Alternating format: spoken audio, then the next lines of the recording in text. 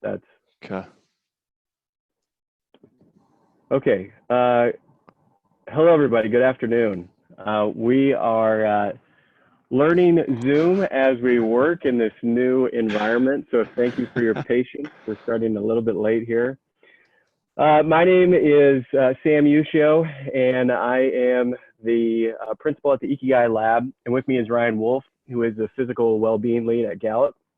And this is the well-being while working from home webinar. So I think it's important just to start off by saying, we're in unprecedented times. Ryan and I had this conversation about this webinar roughly little over 2 weeks ago. And at the time when we had that conversation about this webinar, it was a very different time than what we're in right now. So schools were still in session, NBA was still playing basketball games, travel was still largely okay. And working from home was still kind of a convenience thing. It wasn't mandatory. I'm based in Seattle, Washington. Ryan's based in Omaha and Nebraska. And when we were having this conversation here in Seattle, some of the technology companies, in particular Amazon, I think Google and Facebook, had moved to a work from home policy. Since that time, roughly 2 weeks, maybe about 20 days ago, things have evolved very rapidly. So Ryan and I have been in contact trying to get this information updated, and hopefully what you'll find will be useful. So with that, I'm just going to start this off and kick off to this.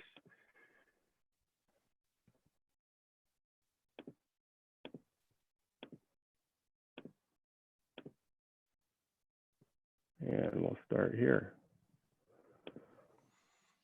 So this is the picture of what Ryan and I look like when we're not working from our homes. And Ryan, if you could just start off by giving some background on you and what you do at Gallup, that'd be great. You bet. Absolutely. Well, it's good to be here, and thanks everybody for joining. So I started my career a while back, about 17 or so years ago with Gallup, right after undergrad, and I got my degree in exercise science. So I started working in the fitness center at Gallup at their new headquarters in Omaha.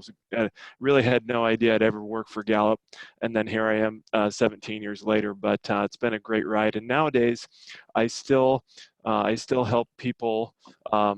I help oversee our fitness center operations, but now I'm our physical well-being lead, and Gallup's done a lot of research on well-being, and we have a 5-element model. So physical well-being is what I specialize in, and I help people really thrive in their health. So when we think about the habits that they form and the practices that they complete each and every day, revolving around physical activity and exercise and nutrition and sleep and everything else. So that's what I do. Great. Thanks, Ryan. So Ryan and I have known each other for some time.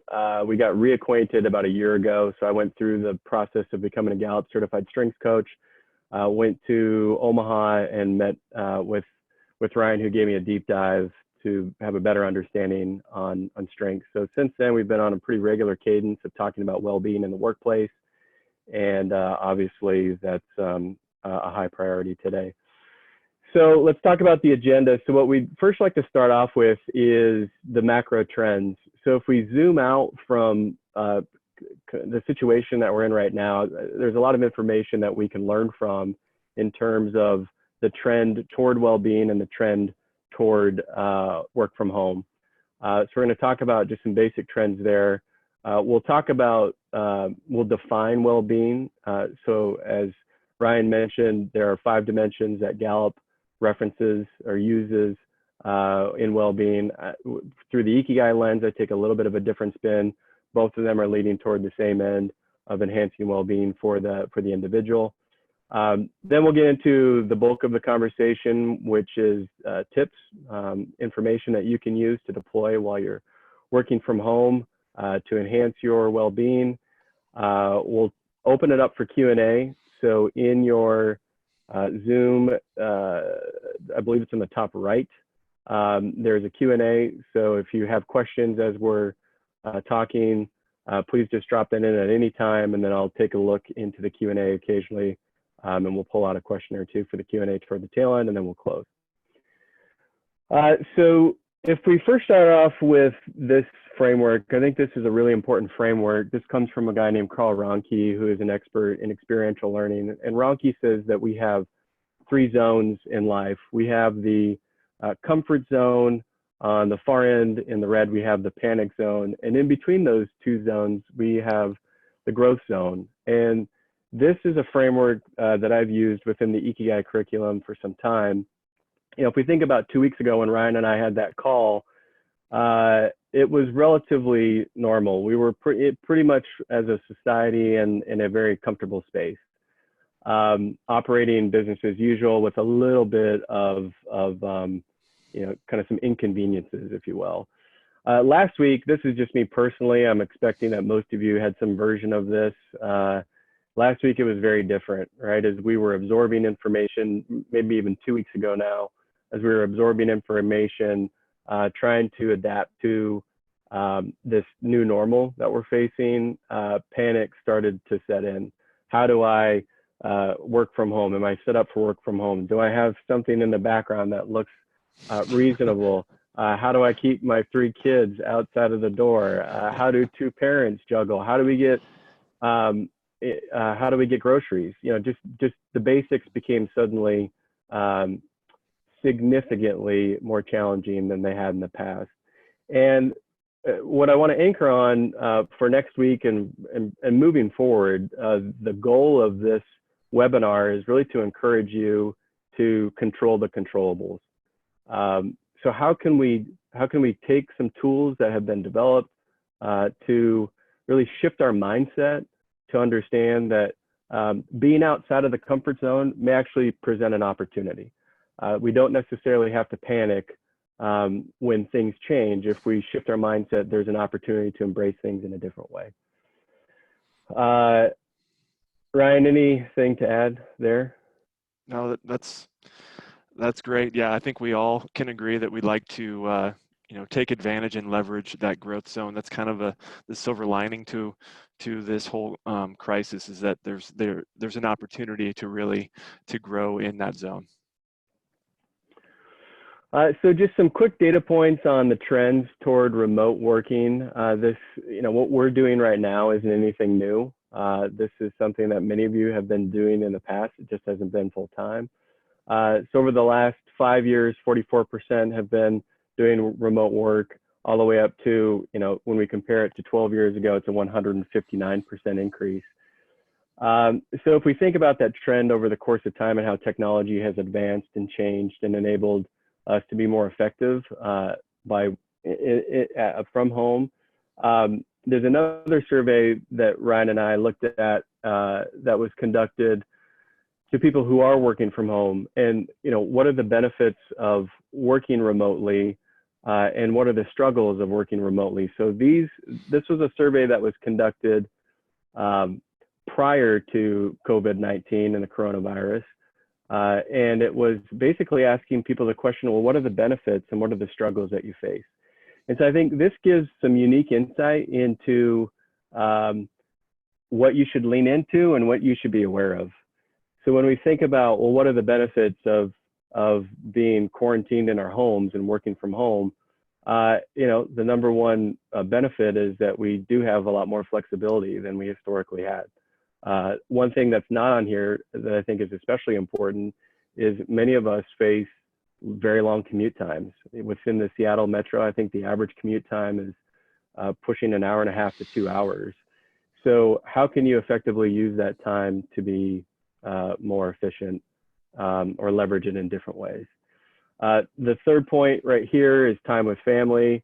I was telling Ryan right before we kicked off here, I had a 3-year-old walk in and show me a picture and had a lot of descriptions on that picture. You know, those times are priceless. So how can you leverage that opportunity to spend more quality time with the family? The things that you should be aware of or concerned about are down at the bottom. So the struggles of working remotely. Work's always there, so it's maybe a little bit more challenging to unplug from work. Loneliness is something that an article that Ryan and Dr. Adam Hickman co-authored that he'll talk about here in a second. Loneliness, social isolation is something to be concerned about, or put on your radar, I should say, and then other various struggles. So with this, I'll shift gears a bit and hand it over to Ryan to talk about this article that he published on March 12th with Adam, and provide some context on how to keep well-being high when working remote. Yeah, you bet. So thanks for all that context. And Adam, I think it was March 10th or 9th when Adam brought the idea to me, and he said, hey, it's going to really spike. There's going to be a lot of people working remotely from home here in the coming weeks and months. So how can we prepare them to think about their health habits and their well-being, and not just their physical well-being, but their entire well-being and that of their families. So I took it from my lens. And so I'll just share the other elements of well-being in terms of the way Gallup has defined them and researched them. Back in 2010, we did a large study of a global study, and it just really wanted to find out what makes a life worth living, what gives people most fulfillment. And they all kind of funneled into 5 elements. So there's the physical well-being, career well-being, social, community, and financial. So when I look at it from my kind of biased physical well-being lens, because that's kind of the world that I've operated in for a long time, I think about how can we improve our physical well-being, and knowing that the science says that all these elements are interrelated and interdependent of each other, how can they hoist each other up? So I just started by writing down some bullet points, and I ended up with 7 of them, and you can check out the article itself online.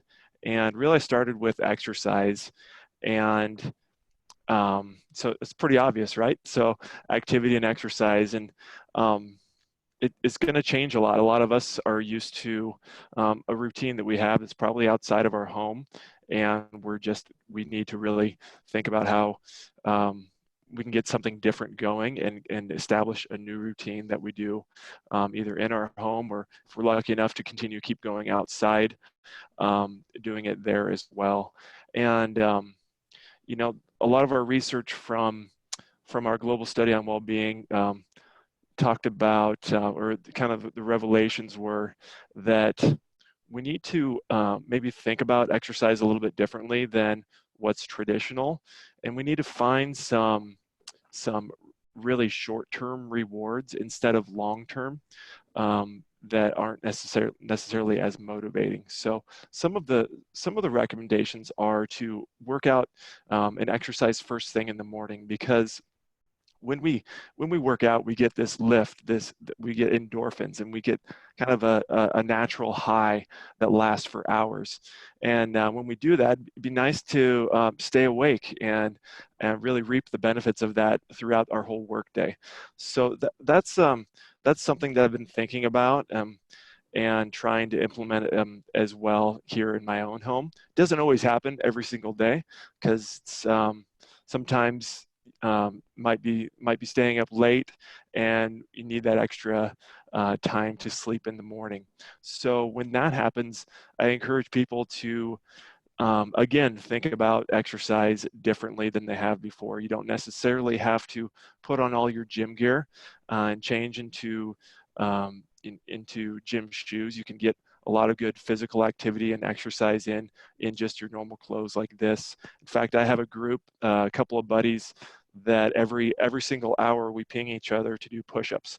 So something like that can be accumulated throughout the day instead of set aside some time to carve out, time to completely be away from everything. Now, I do love the opportunity to do that and to get a sweat and everything, but it's nice to have that flexibility and know that, all right, if I don't have time to commit to do my normal routine, I can accumulate some physical activity and exercise elsewhere throughout the day. Sam, any thoughts on that? No, well, I think there's a lot of research that supports the benefit of routines and habits, and so at least within my household, so I've got 3 young children. What we've tried to do is be more intentional about just movement in the morning, whether that's a couple of walks around the block with the kids or throwing out a lot of just letting the kids come up with ideas. Mm-hmm. So, what I've found myself doing that I will not show on this webinar is dancing to music that my kids come up with from Alexa. So I think this is that idea where you can throw out a lot of conventional ideas of what's right or wrong, what's good or bad in terms of movement, and just think about things differently. Mm-hmm. Ryan, I'd be curious about, so you run the In the Zone program at Gallup. Mm-hmm. Can you talk about maybe the key tenets of that program Yeah. and how listeners can apply that potentially at home? Yeah, you bet. So In the Zone is the name of our internal well-being program. It's a gamified program, so a lot of people are familiar with those types of programs. So some other examples would be like Limeade, which is based in Seattle, is a great example of an organization who's kind of gamified physical well-being and well-being in general. They're also trying to gamify engagement into their platform, which engagement is also engagement is so impacted and relates so complementary to well-being. So we can get into engagement later, Sam. But so In the Zone, there's I create a lot of content and challenges, and I really play to Gallup's culture and making sure that I'm kind of ingraining our entire mission, our organization's mission and our vision into the physical well-being and other elements of well-being, and into all those challenges that we complete on a regular basis. Sometimes challenges are a month long. Sometimes they're just a couple weeks. I actually just pushed the play button on a challenge, a social well-being challenge last hour, where I encouraged people so they're to think about their social well-being. So in our current state, we can't travel, right? Or it's very hard to travel and have vacations. So a lot of those are getting disrupted and put off and canceled. So what I did was created a challenge where you, as a Gallup employee, find a photo that you took from a vacation, and then send it with a friend or a family member. Send it to them, somebody who you're socially distancing with now, so you can kind of recollect all the great memories that you had together. So it's kind of a way to socially connect. Travel is a great booster of well-being, because we have this anticipatory period where we're thinking about our trip and we're planning for it and getting excited for it. And then, so that's the pre-stage. During our trip, we're developing relationships, having great experiences throughout the day. And then post-vacation, we have all these great memories, stories and photos. So right now I'm focusing on that third element of vacation, where we can remember and reshare all those great stories, and not just share it with, not just think about it in our own bubble, but get that out there to the people who we know and love and miss right now. So that's just a snapshot example of In the Zone. Great. How about in terms of just the basics of physical well-being? So hydration, sleep. Can you talk through what that looks like and your perspective there? Yeah. So I'd say there's three core elements of physical well-being, and you might be able to throw your own in there.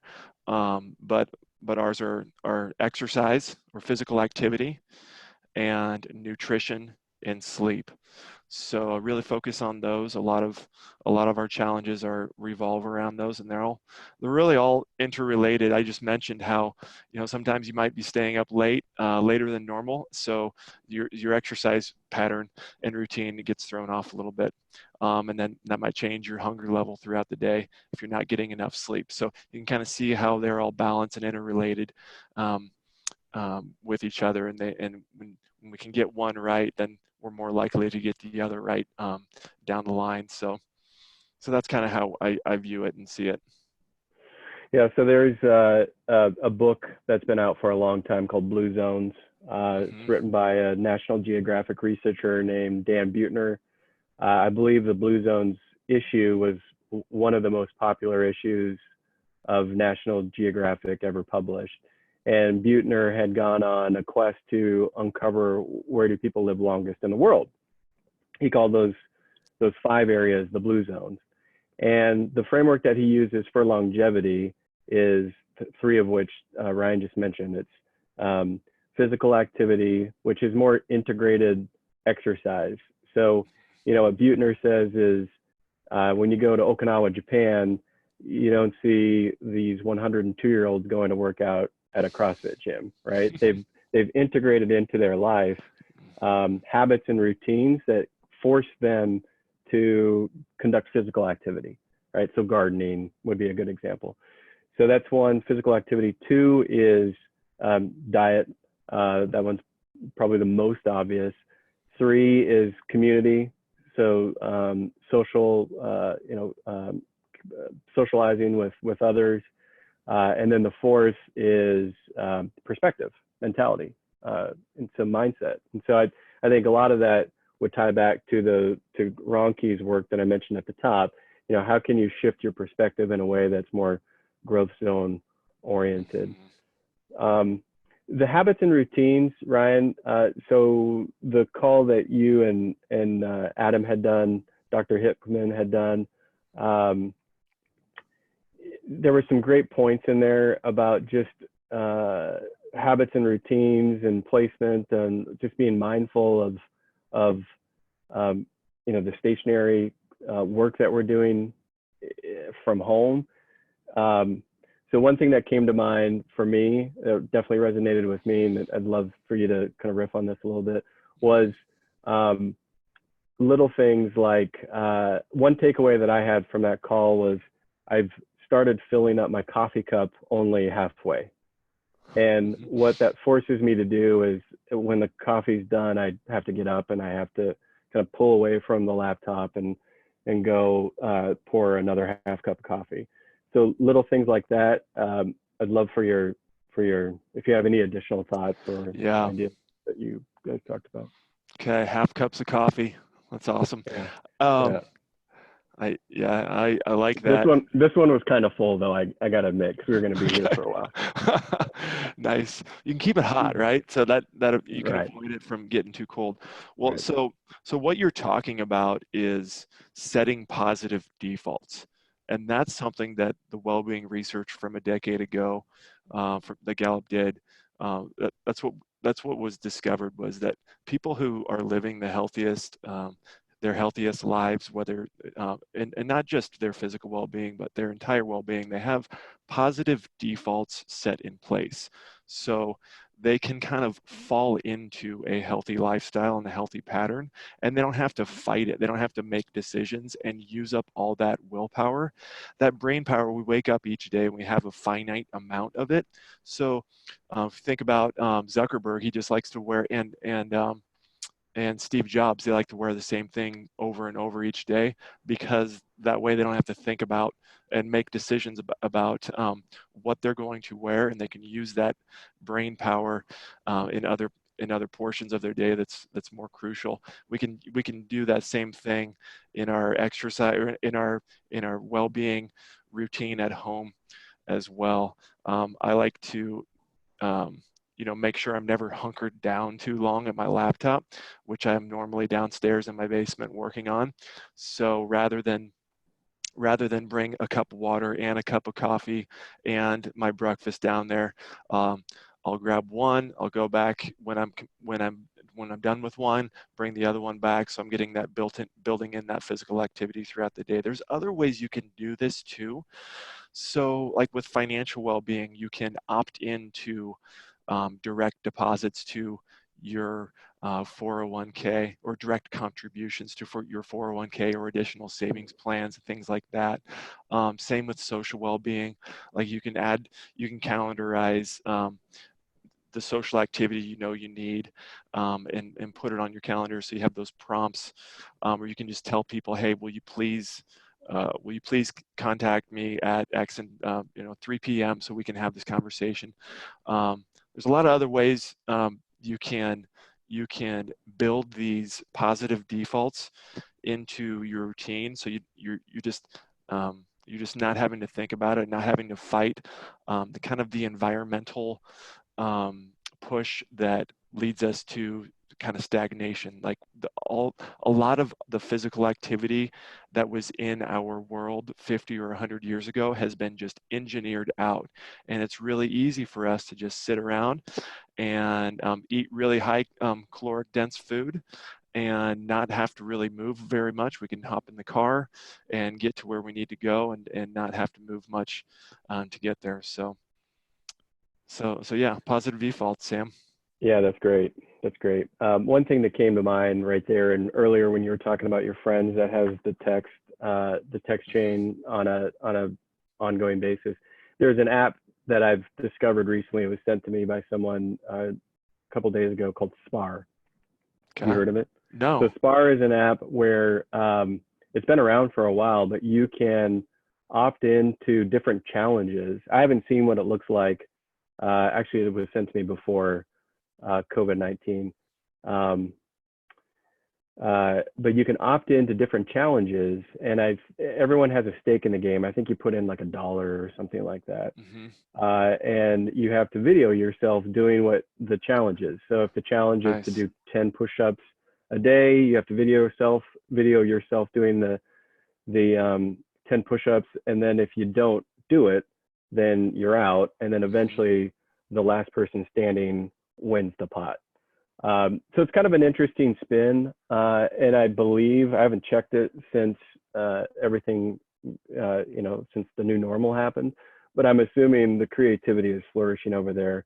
So for those of you that are looking, kind of stuck in a one-bedroom apartment in a high-rise and don't have as much flexibility to move up and down stairs and stuff like that as others may, that could be a resource for you Mm-hmm. to check out.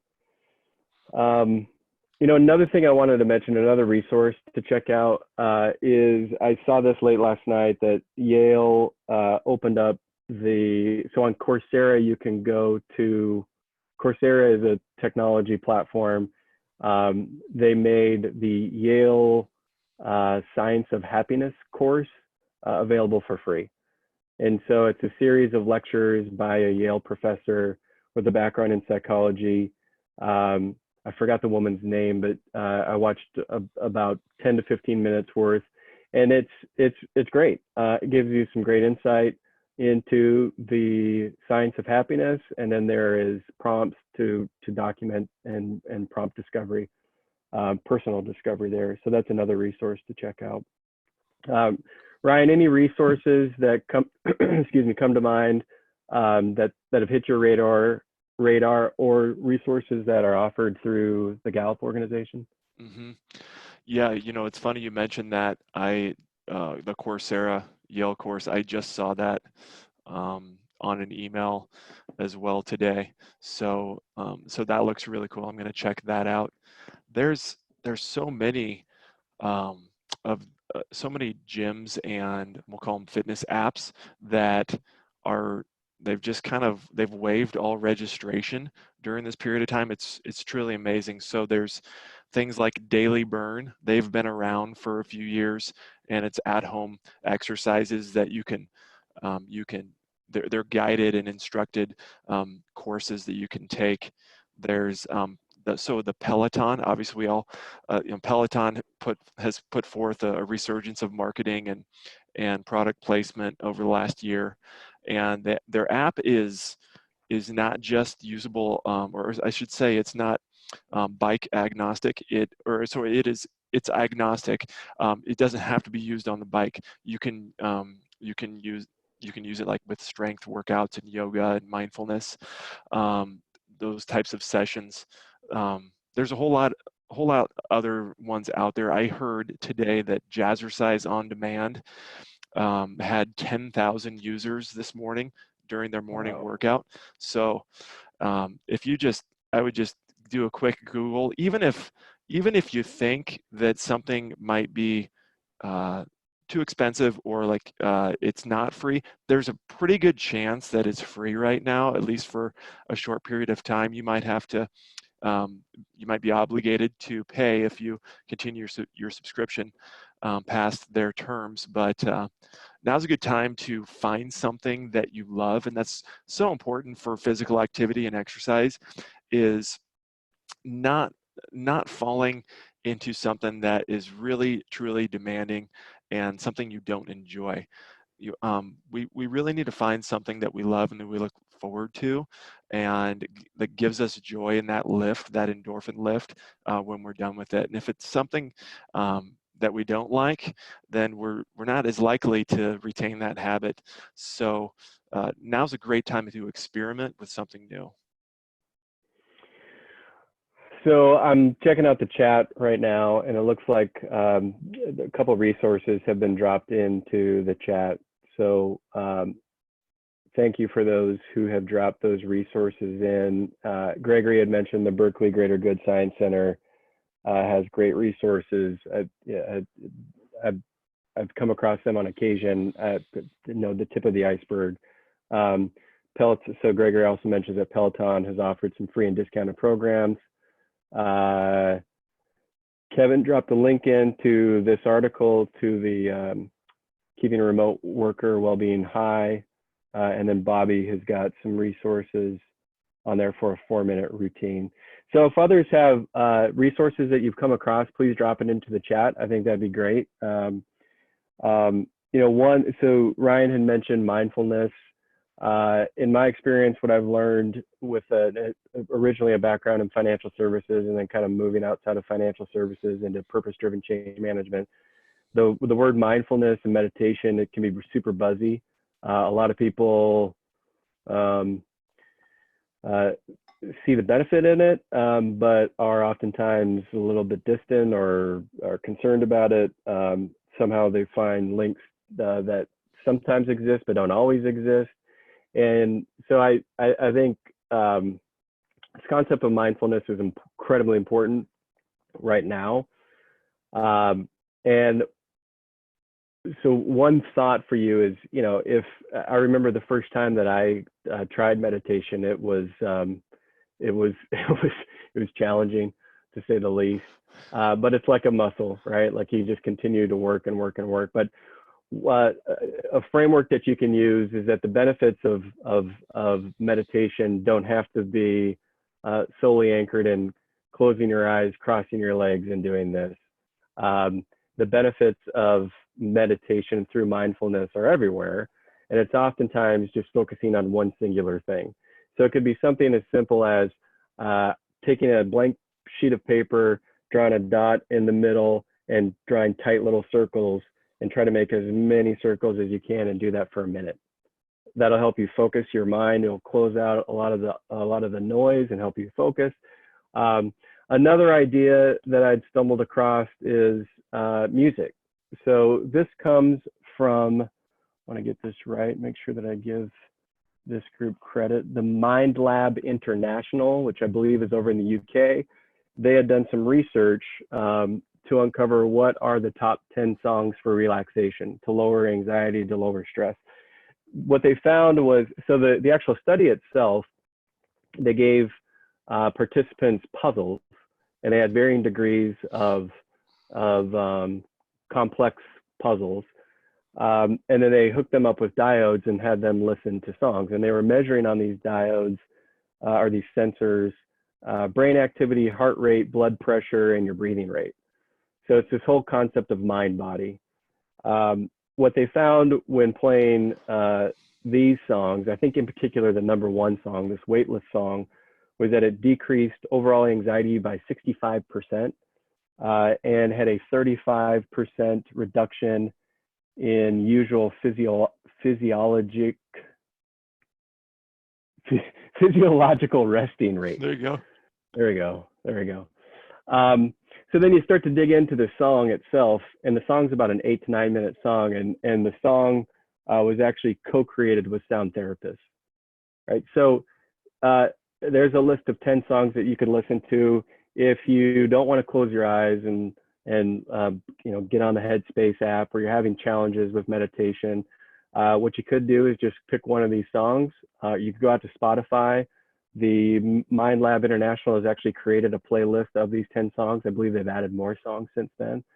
And just listen to the songs and think about this, and it should help.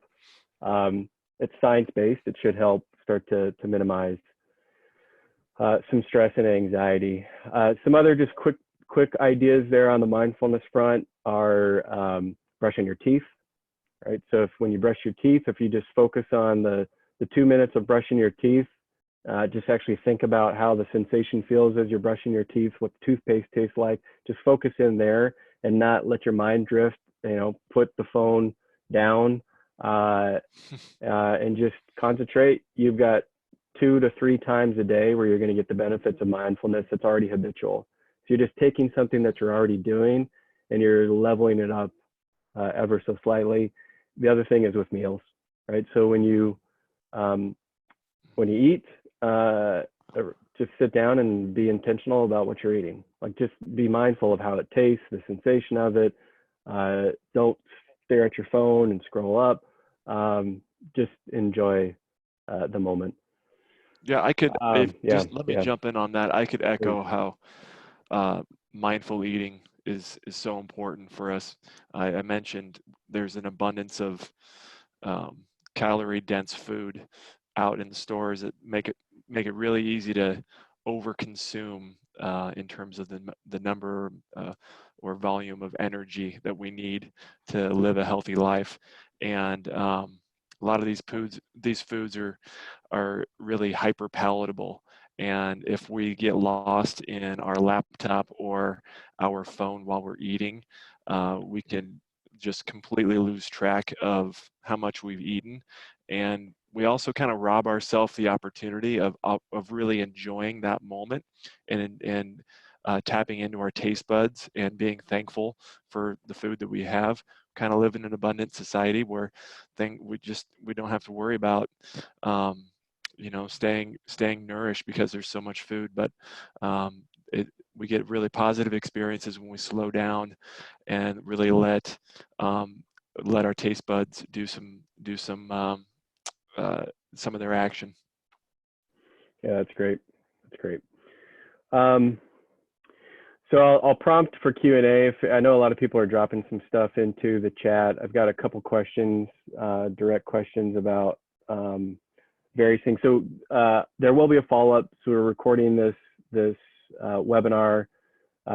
We'll send the link on a follow-up.